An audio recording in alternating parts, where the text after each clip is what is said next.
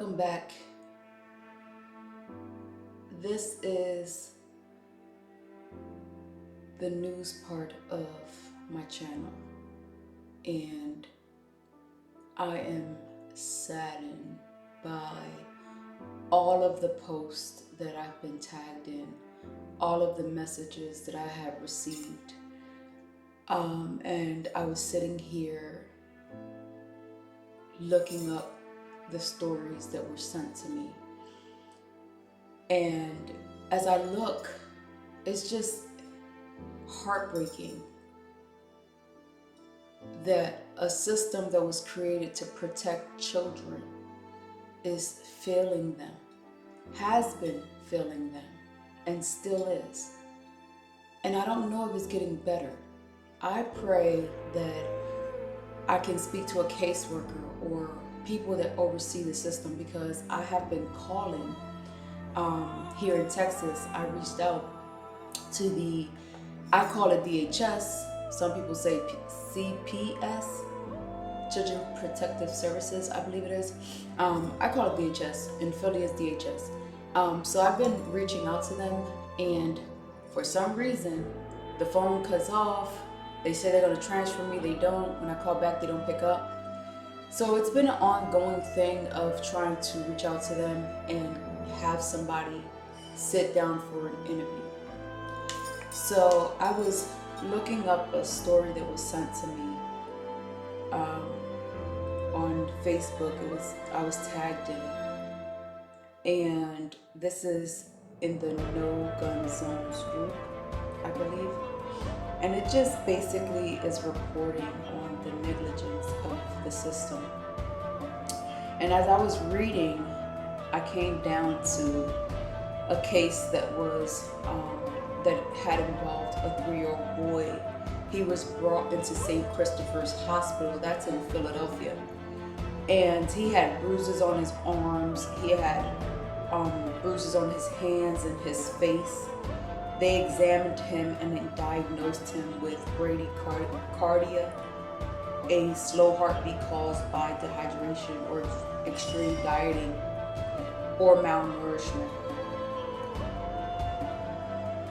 A marked encircled one leg as if he had been tied. So it looked like on one leg they tied him with something. This is just heartbreaking to me. And then the boy later identified in court records as T.E., lived in foster care overseen by Turning Point for Children, a CUA under contract with Philadelphia DHS. And the reason why I am bringing this to you is because I know way too many people who have complained about DHS. Now you can say, as I said before, oh, well, the parents, they should know about neglect. That's why their kids was taken. Some parents, that's not the case. You know, some parents, they know that they can't take care of the children. They put them up in the system. Or some parents, a report is made and immediately their kids are taken. Before an investigation, their kids are removed. So it's all different situations. But the point is that I have heard, and I personally know a few people who have complained about the system in Philadelphia. When I was living in Philadelphia, I was living next to or across the street from a woman who became a foster mom. And the way she treated the kids was just ridiculous, horrible. She shouldn't have been a foster mom.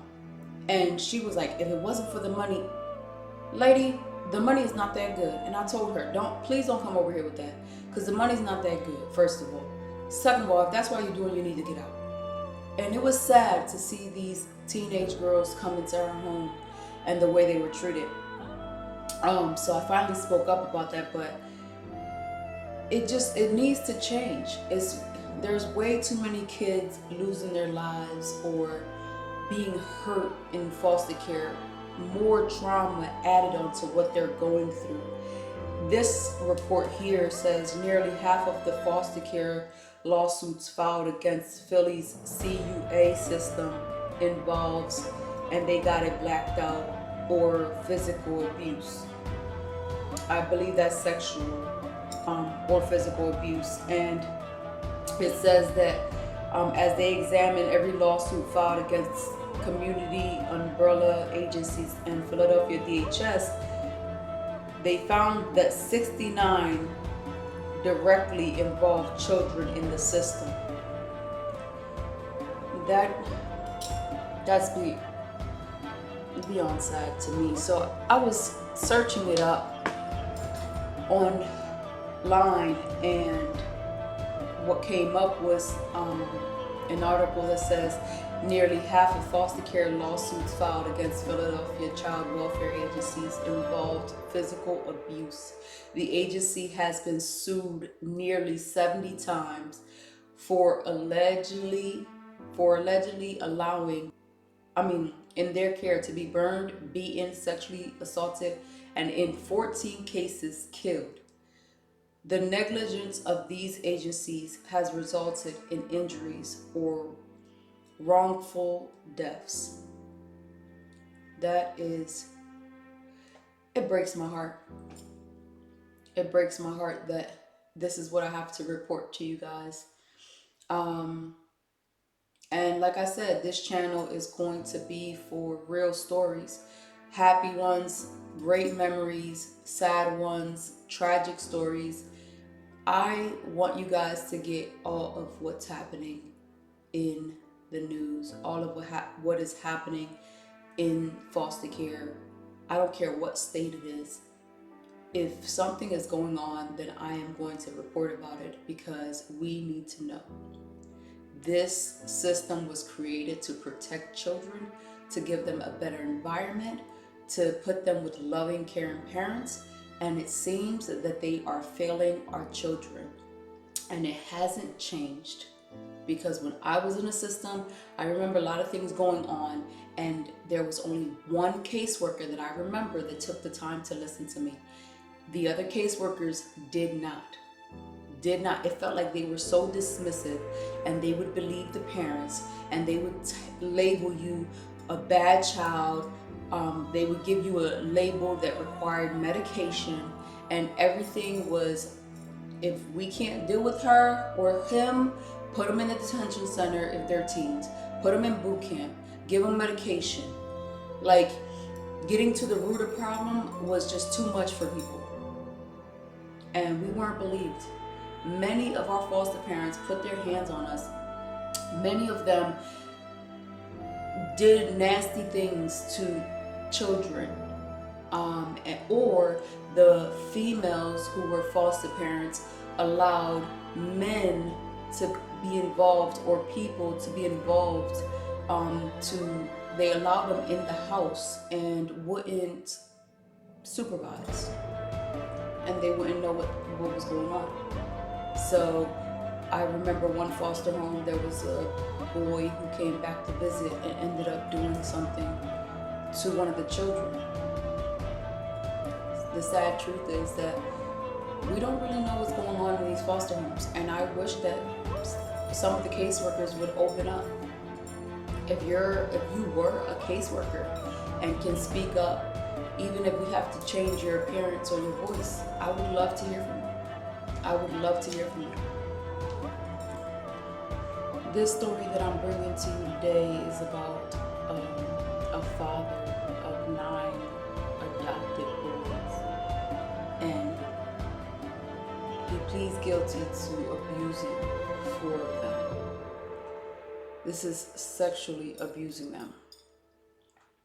Developing this afternoon, the man charged with sexually abusing his adoptive sons has been sentenced to 40 years behind bars. This is 38-year-old Chaim Cohen. He pleaded guilty today to 4 counts of continuous sexual abuse of a child and 1 count of indecency with a child. He was given a 40-year sentence for each of the sex abuse charges, which will be served at the same time. Now, over the years, Cohen adopted 9 boys. He was charged after one of the boys detailed their abuse on a podcast. Cohen is not eligible for parole. You ran an interesting And con, you better sir. die in jail. You violated all these young boys, and you're here today facing justice. And whatever age you are, plus 40 years, chances are you get out are very slim to none, and you deserve that sentence. You understand that, right? Cohen, as you can see, was wheeled into court this morning. He looked pale, thin, no hair. It's a stark contrast from the last time we saw him in court back in 2023. But prosecutors say they believe that he is faking an illness. For me, are you pleading guilty because you are guilty? Guilty. Is that a yes? You're pleading guilty because you're guilty? Yes. Did you go over the paperwork with your attorney? Yes. Did he answer all your questions? Yes. Are you satisfied with his representation? Yes. Are you a United States citizen? Yes. States 1 in all cases. With respect to cause number 1908138, I sentence you to 40 years in the Texas Department of Corrections. With respect to cause number 1808485, I sentence you to 40 years in the Texas Department of Corrections. In charge number 1808478, I sentence you to 40 years in the Texas Department of Corrections. In cause number 1808439, I sentence you to 40 years in the Texas Department of Corrections. And in cause number 165064, I sentence you to 15 years in the Texas Department of Corrections. Is there any reason why the sentence should not be fulfilled? No, Your Honor. With that said, you will be remanded to the Sheriff's Department, where they will send you to the Texas Department of Corrections to fulfill these sentences given to you.